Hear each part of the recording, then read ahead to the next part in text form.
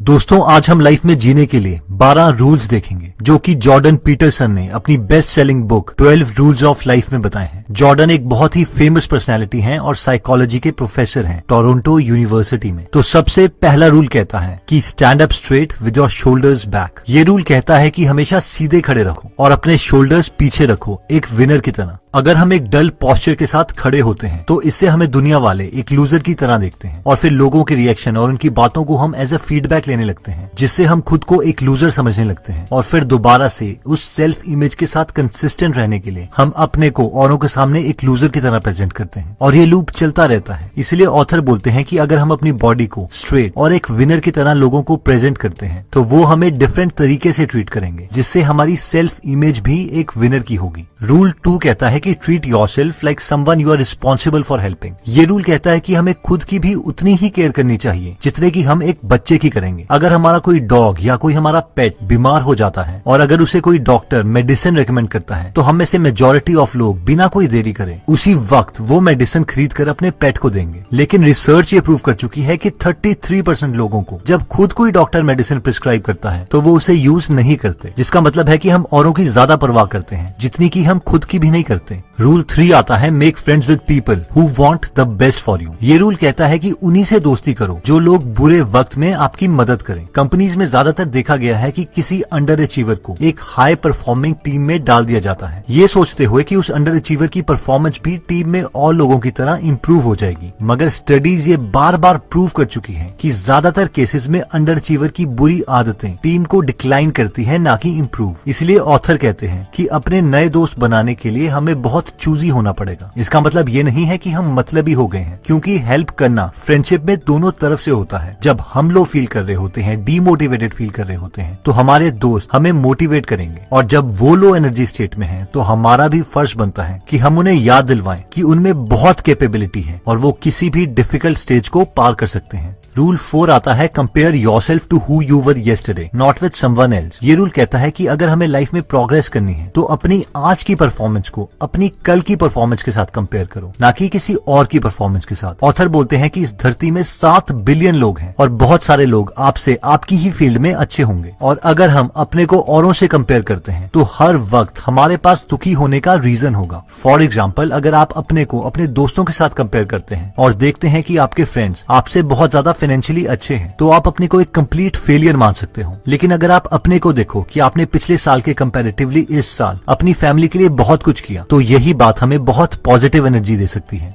Rule 5 आता है do not let your children do anything that makes you dislike them. ये rule कहता है कि एक बच्चे को एक रिस्पॉन्सिबल सिटीजन बनाना पेरेंट्स की रिस्पॉन्सिबिलिटी है। स्टडीज ये प्रूव कर चुकी है कि कई बच्चे बचपन से ही एग्रेसिव, गुस्से वाले होते हैं। इसलिए पेरेंट्स को चाहिए कि ऐसे बच्चों को एक अच्छा सिटीजन बनाने के लिए खुद एफर्ट करें, ना कि सोसाइटी पर छोड़ दें। एफर्ट्स जैसे कि बच्चे को क्लियर करें कि गलत करने पे उसे क्या पनिशमेंट मिलेगी, और पनिशमेंट क्राइम के अकॉर्डिंग होनी चाहिए। साथ में पेरेंट्स को अपने बच्चे को घर के रूल्स क्लियरली बताने चाहिए और रूल्स की क्वांटिटी कम रखें ताकि बच्चे कंफ्यूज ना हो। रूल 6 आता है set your house in perfect order before you criticise the world. यार, कोहली ने ना ये शॉट ठीक से नहीं मारा, AR रहमान ने बीट मिस कर दी। ऐसे बहुत से लोग हैं जो औरों को फ्री में एडवाइस देना पसंद करते हैं, बेशक उन्हें खुद उस फील्ड के बारे में कुछ भी ना पता हो। और जब उनसे खुद कोई पूछता है कि आपने अपनी लाइफ में कुछ क्यों नहीं अचीव किया, तो उनका आंसर हमेशा यही होता है, यार दुनिया में इतनी मुश्किलें हैं ना, बस दूसरों को आसान लगती है, खुद करो तो पता चलता है। और एग्जैक्टली ये रूल भी यही कहना चाहता है कि जब तक हम खुद की लाइफ को ऑर्डर में ना ले आए तब तक फ्री में औरों को एडवाइस नहीं देनी चाहिए। हो सकता है आपके एरिया में भूकंप आया हो, लेकिन अगर आपको पहले से ही पता था कि इस एरिया में भूकंप आ सकता है और फिर भी आपने कुछ नहीं किया, तो ये आपकी गलती है, ना कि भगवान की।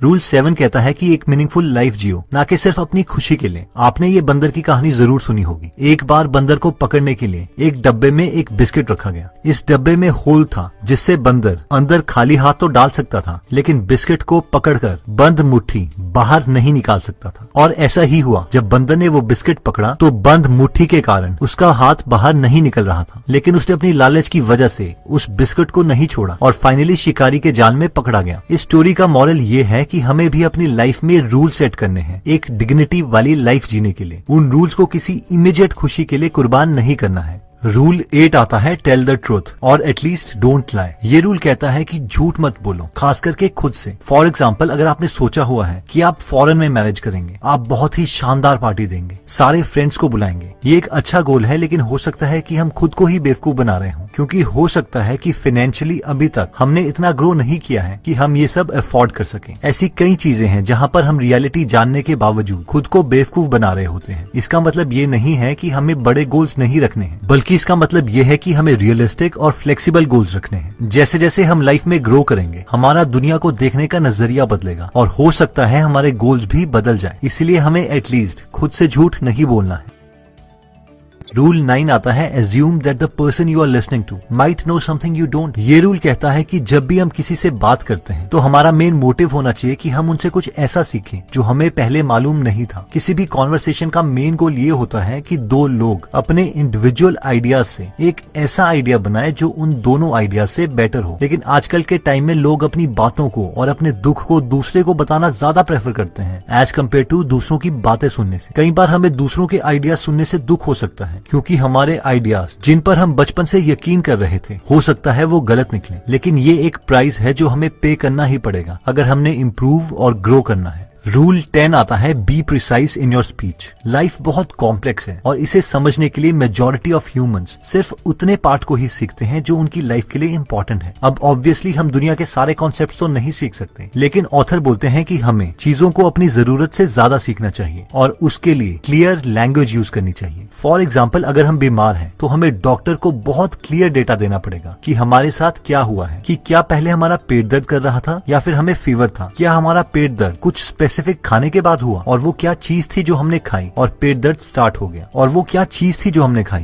ज्यादातर बीमारियों को डॉक्टर्स इसीलिए डायग्नोज नहीं कर पाते क्योंकि पेशेंट्स उन्हें क्लियर डेटा ही प्रोवाइड नहीं करते। इसलिए ऑथर बोलते हैं कि इन इम्पोर्टेंट केसेस में हमें एकदम प्रिसाइज लैंग्वेज का इस्तेमाल करना चाहिए। रूल 11 आता है do not bother your children when they are skateboarding. इस रूल में बेसिकली ऑथर कहना चाहते हैं कि अपने लव्ड वंस को रिस्क के लिए प्रिपेयर करना एक ज्यादा बेटर ऑप्शन है एज कम्पेयर टू उन्हें वो रिस्की काम ही ना करने देने से, क्योंकि लाइफ में बहुत सारी चीजें हैं जो रिस्की हैं। इसके लिए मैं आपको अपनी लाइफ का एक पर्सनल एग्जांपल देना चाहता हूँ। अगर आपको याद होगा तो 2014 में हिमाचल प्रदेश मंडी डिस्ट्रिक्ट में 24 इंजीनियरिंग स्टूडेंट्स की पानी में डूबकर डेथ हो गई थी, क्योंकि वहां पर हाइड्रो प्लांट का टेररिस्ट गेट खोल दिया गया था और ये बात स्टूडेंट्स को पता नहीं थी। अब इस इंसिडेंट के बाद मैक्सिमम पेरेंट्स ने अपने बच्चों को बताया कि उन्हें पानी के पास कभी नहीं जाना है और इवन उनसे प्रोमिसेस ली गई कि वो ऐसा कभी नहीं करेंगे। लेकिन मेरे एक रिलेटिव ने, जो कि पहले इंडियन नेवी में थे, उन्होंने अपने लड़के को पहले स्विमिंग सिखाई और एक दिन उसे रिवर के पास ले जाके धक्का दे दिया, सिर्फ ये देखने के लिए कि वो ऐसी सिचुएशन में कैसे रिएक्ट करता है। और एज एक्सपेक्टेड वो आराम से तैरकर किनारे में आ गया। ये एक बहुत ही कैलकुलेटिव रिस्क था, क्योंकि मेरे रिलेटिव अपने लड़के के साथ थे और अगर वो पैनिक करता तो वो उसे बचा ले। अब पॉइंट ये है कि हर पेरेंट्स अपने बच्चे को प्यार करते हैं, लेकिन बेटर ऑप्शन क्या है? अपने लव्ड वंस को रिस्क से एकदम दूर रखना, जबकि कभी न कभी उन्हें लाइफ में रिस्क आएंगे ही आएंगे, या फिर उन्हें रिस्क के लिए प्रिपेयर करना। रूल 12 आता है पेट अ कैट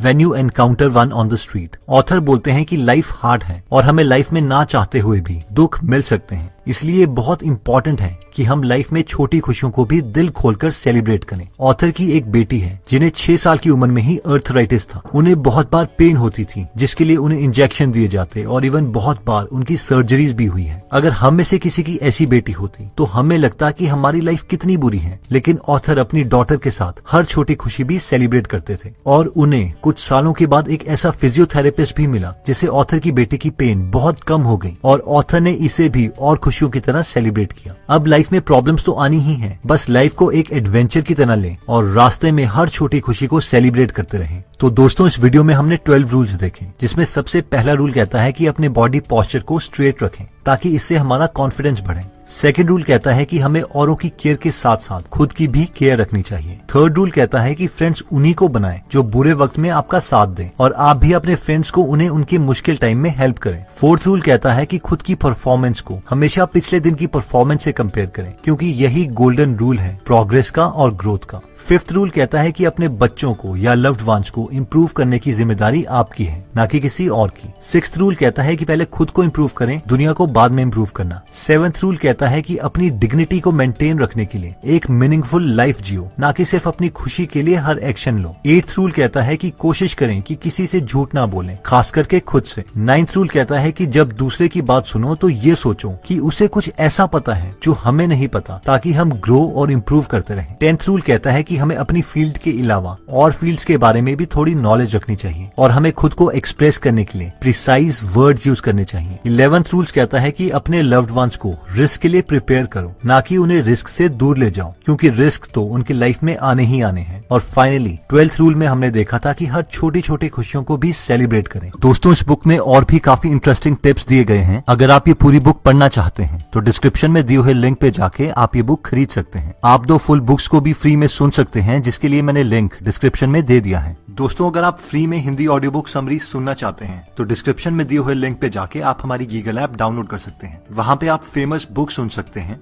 जैसे कि the miracle morning, you can and you will, how to make friends and influence people, E myth revisited, 0 to 1, Chanakya Niti, the one thing, power of habit, wings of fire, the monk who sold his Ferrari and many more. और हर हफ्ते इस app में हम एक नई audio book summary डालते हैं।